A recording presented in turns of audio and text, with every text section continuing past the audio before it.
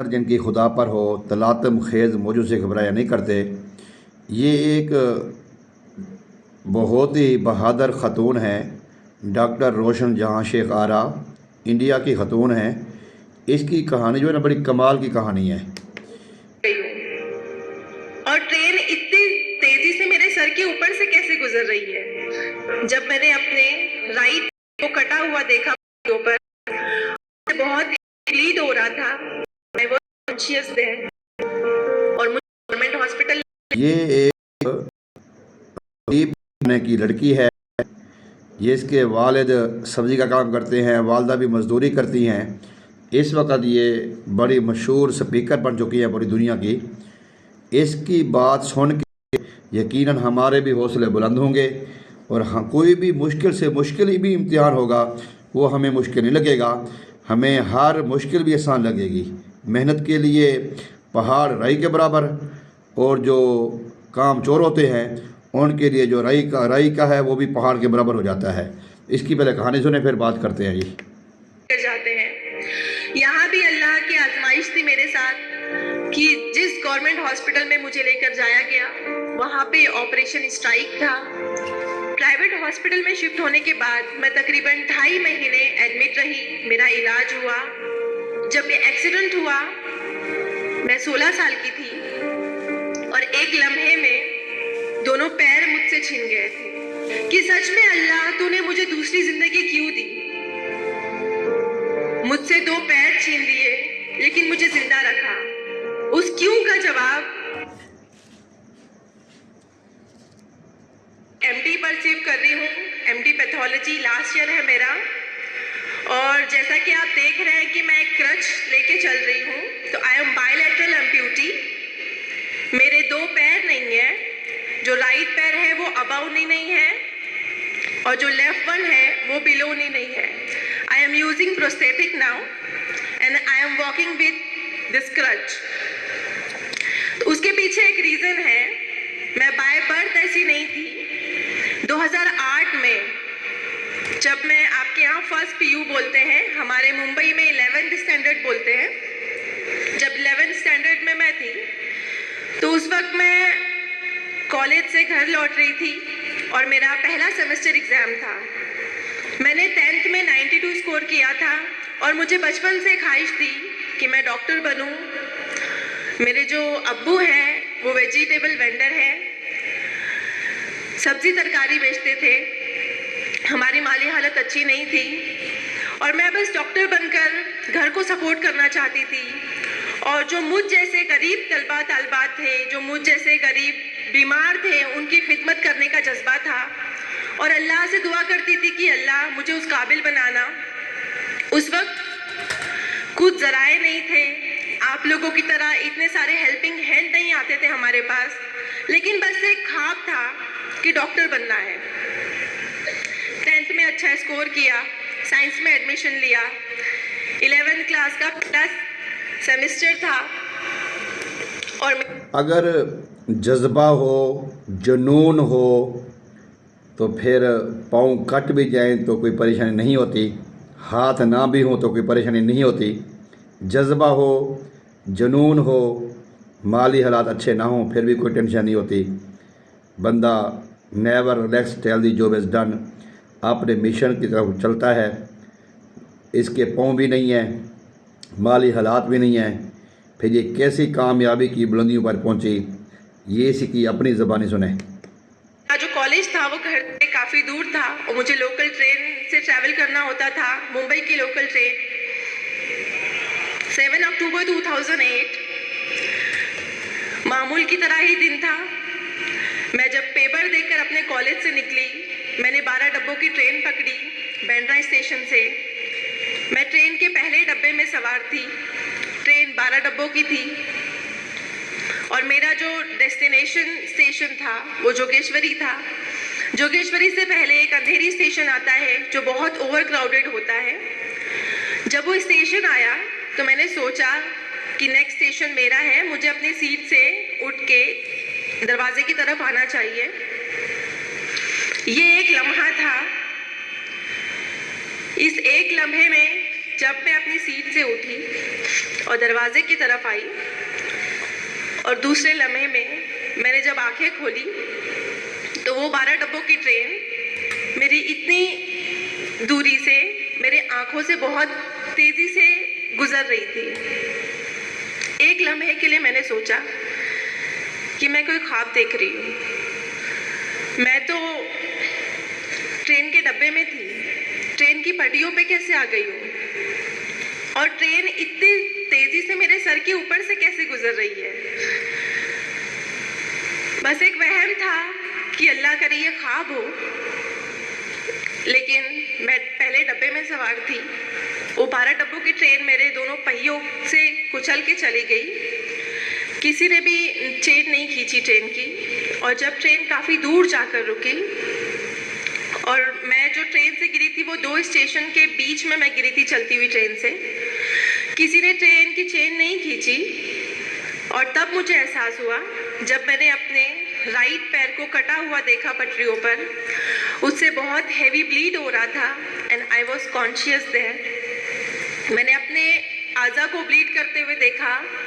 एक लावारिस की तरह पटरियों पर पड़े होके मैंने यहाँ वहाँ नज़रें दौड़ाई कि एटलीस्ट कोई अल्लाह का बंदा आसपास हो जो मेरी हेल्प को आगे आए। 2 स्टेशंस के बीच में थी तो लोगों को आने में टाइम लगा और उस वक्त हमारे पास सेलफोन नहीं होते थे। अभी तो माशाल्लाह हर स्टूडेंट के पास सेलफोन होते हैं। तो मेरे पास फ़ोन डायरी थी। जब लोग आए मेरे पास इकट्ठा हुए 15-20 लोग, तो मैंने हर एक से रो रो कर गिड़गिड़ा कर उस हालत में मदद मांगी कि कोई अल्लाह का बंदा एटलीस्ट मेरे घर पे फ़ोन कर ये बता दे कि मैं इस हालत में यहाँ पर हूँ। क्योंकि बस मेरे जहन में उस वक्त एक बात चल रही थी कि मुझे लावारिसों की तरह यहाँ पर नहीं मरना। मुझे बस घर वाले मेरे साथ होने चाहिए जब मैं इंतकाल करूं, या उन्हें एटलीस्ट ये पता होना चाहिए कि मैं यहाँ पर इस हालत में हूँ।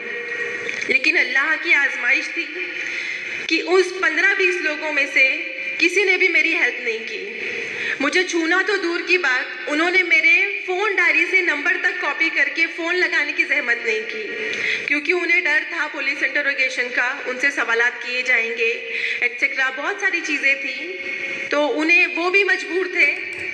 और तकरीबन 15-20 मिनट बाद मैं उसी हालत में वहाँ पड़ी रही, रोते हुए गिड़गिड़ाते हुए। उसके बाद मुझे रेलवे की हेल्प मिलती है और मुझे गवर्नमेंट हॉस्पिटल लेकर जाते हैं। यहाँ भी अल्लाह की आजमाइश थी मेरे साथ कि जिस गवर्नमेंट हॉस्पिटल में मुझे लेकर जाया गया वहाँ पे ऑपरेशन स्ट्राइक था।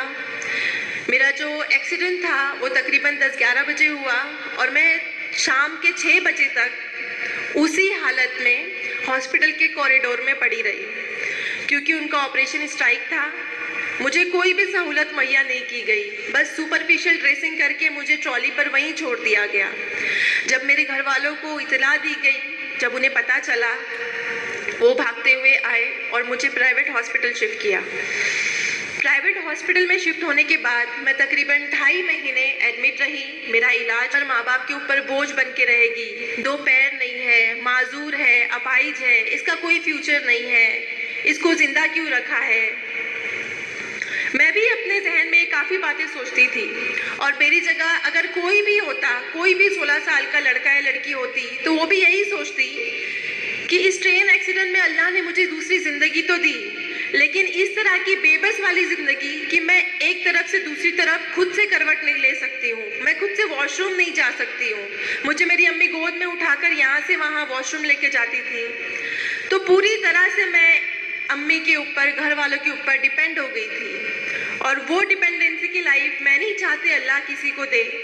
लेकिन उन हालात में और लोगों के जो जुमले होते थे वो मुझे सोचने पर मजबूर कर देते थे कि सच में अल्लाह तूने मुझे दूसरी ज़िंदगी क्यों दी।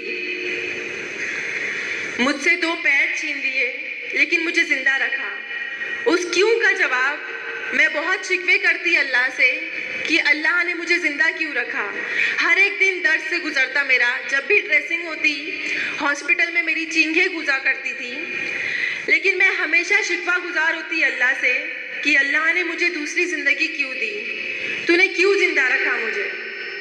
उसका जवाब मेरी अम्मी ने कुछ अल्फाज कहे जो मैं आपको बताना चाहती हूँ।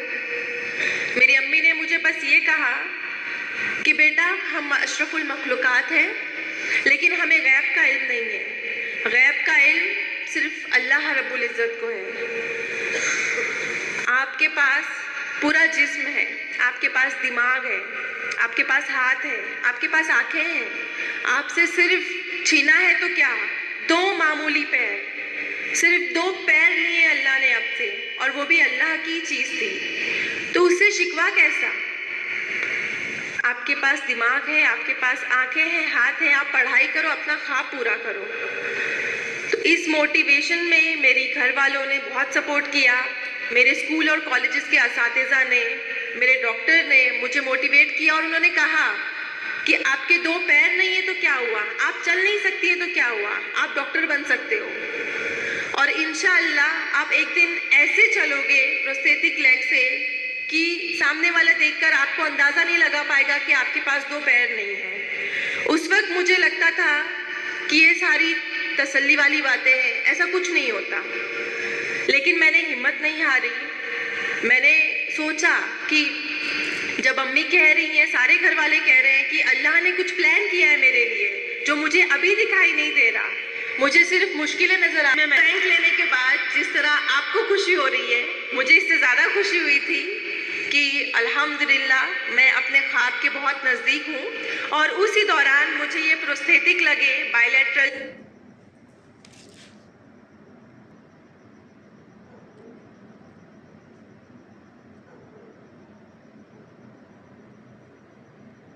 मैंने फर्स्ट क्लास से 12th क्लियर किया, और फिर उसके बाद एडमिशन के लिए आपको पता है उस ज़माने में, अभी तो नीट है बट हमारे ज़माने में सीटी हुआ करता था, तो कॉमन एंट्रेंस टेस्ट में मैंने all over Maharashtra 3rd rank लिया पीएच कोटे में।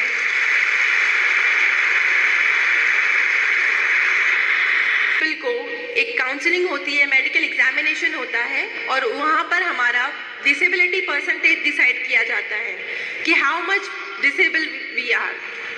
तो वहाँ पे जब हम काउंसलिंग को गए, बहुत सारे कैंडिडेट आए हुए थे, मैं भी उनमें से एक थी। जब मेरा एग्जामिनेशन किया उन्होंने, तो मुझे मेरे डिसेबिलिटी सर्टिफिकेट पे उन्होंने 89% डिसेबल लिखा। और मेडिकल में एक क्राइटेरिया है, 20 इयर्स क्लॉ है कि कोई भी फिजिकल डिसेबल जो कैंडिडेट है, जो उम्मीदवार है मेडिकल में एडमिशन के लिए, वो 40 to 70 के बीच में डिसेबल हुआ तो ही एडमिशन के लिए एलिजिबल है, वरना उसे एडमिशन नहीं मिलता है। तो I was more than 70% disable that time, और तो मुझे मेडिकल में एडमिशन के लिए डिनाई किया गया कि आप 89% डिसेबल हो, आप 2 क्रचेस यूज़ करते हो, आपके पास 2 पैर नहीं है, तो आप मेडिकल में एडमिशन नहीं ले सकते हो, आप डॉक्टर नहीं बन सकते हो। उस वक्त जो मायूसी की लहर थी मेरे अंदर, वो मेरे एक्सीडेंट के वक्त से ज़्यादा थी।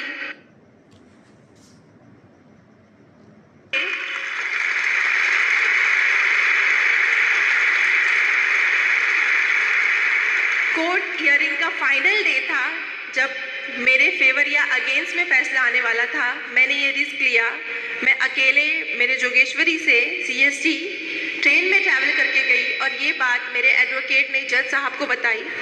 वो बहुत इम्प्रेस हुए, और आप सबको पता है कि मुंबई की लोकल ट्रेन कितनी क्राउडेड होती है। तो उन्होंने कहा कि हम जैसे नॉर्मल इंसान नहीं आ सकते एक जनरल डब्बे में, और ये बच्ची जस्ट बिकॉज इसको एडमिशन चाहिए, उसके अंदर इतना पैशन है कि उसको डॉक्टर बनना है, मैं इसको एक मौका देता हूँ। ये बात मैंने उनके दिल में डाली।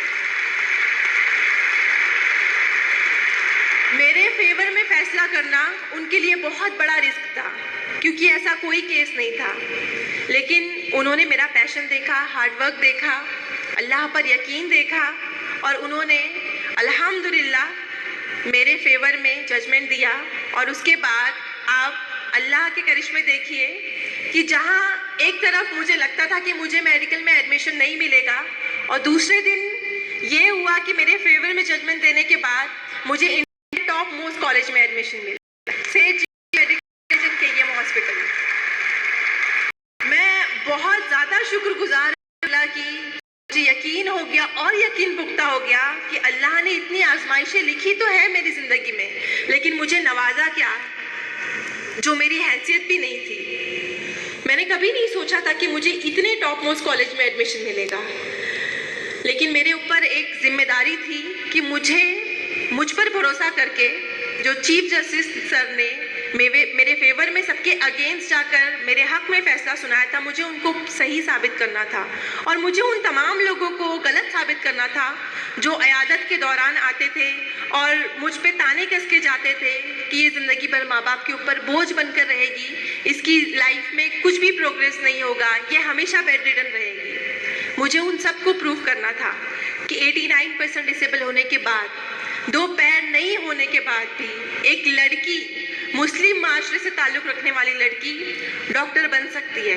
MBBS डॉक्टर बन के मुझे उन लोगों को गलत साबित करना था।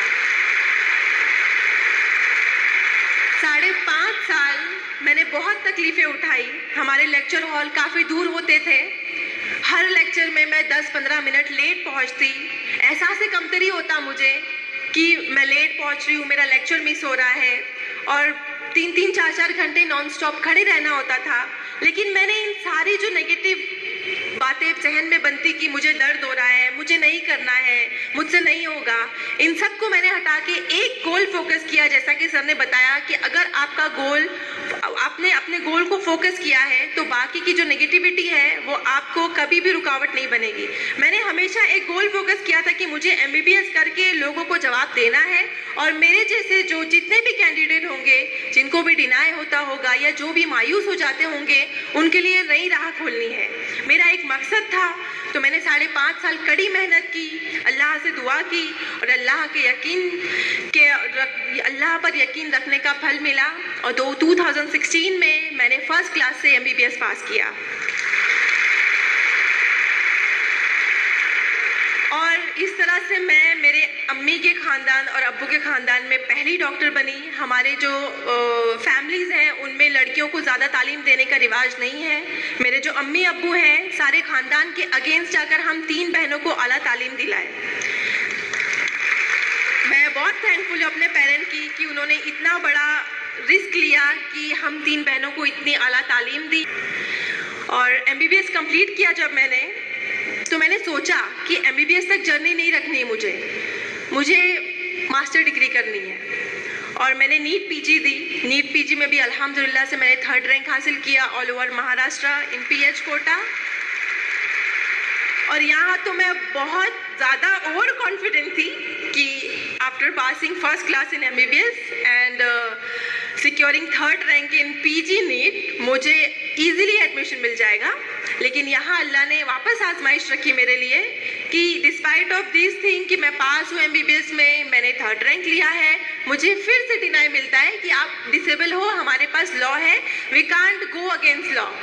20 ईयर लॉ है, 40 to 70% डिसेबल लोग नहीं। कहा कि गैबी मदद जो बोलते हैं, मैंने सिर्फ कहानियों में सुना था कि अल्लाह गैब से मदद करते हैं, लेकिन मेरी ज़िंदगी में ऐसे कई बार हुआ कि गैबी तरह से मुझे एक मेंबर ऑफ पार्लियामेंट ने मेरे सपोर्ट में आए। उन्होंने मुझसे पूछा कि बेटा क्या है, मैंने जस्ट उनको ऐसे ही बताया कि सर मेरा नीट PG में मैंने इतना एग्ज़ाम स्कोर किया है, मुझे एडमिशन के लिए डिनाई किया जा रहा है and I have only 2 days। उन्होंने कहा डोंट वरी, मैं खुद दिल्ली जाता हूँ अभी फ़्लाइट लेके। और आप यकीन नहीं करेंगे कि दिल्ली में वो गए और उस वक्त JP नड्डा सर थे सेंट्रल हेल्थ मिनिस्टर, उनके सामने मेरा एप्लीकेशन रखा और 2 दिन में इंडिया का 20 साल पुराना कानून चेंज हो गया।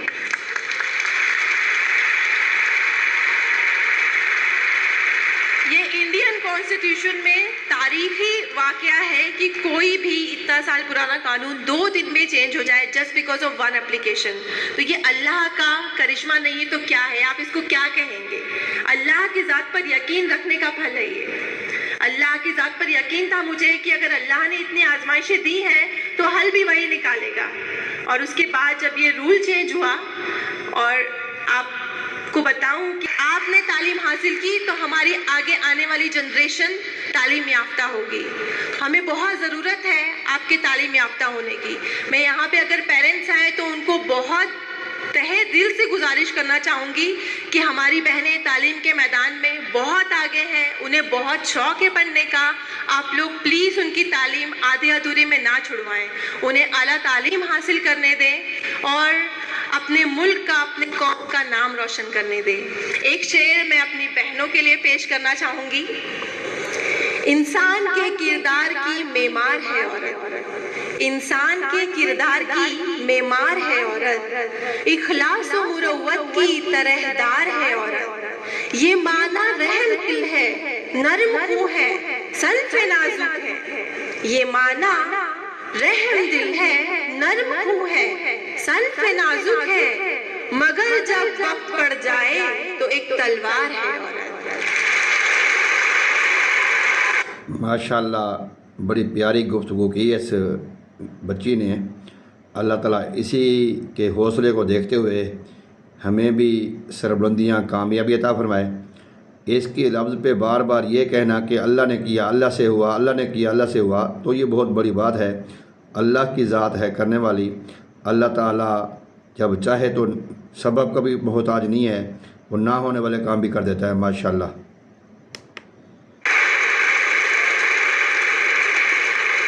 यहाँ पर आने वाले तमाम स्टूडेंट से मैं फिर से रिक्वेस्ट करना चाहूँगी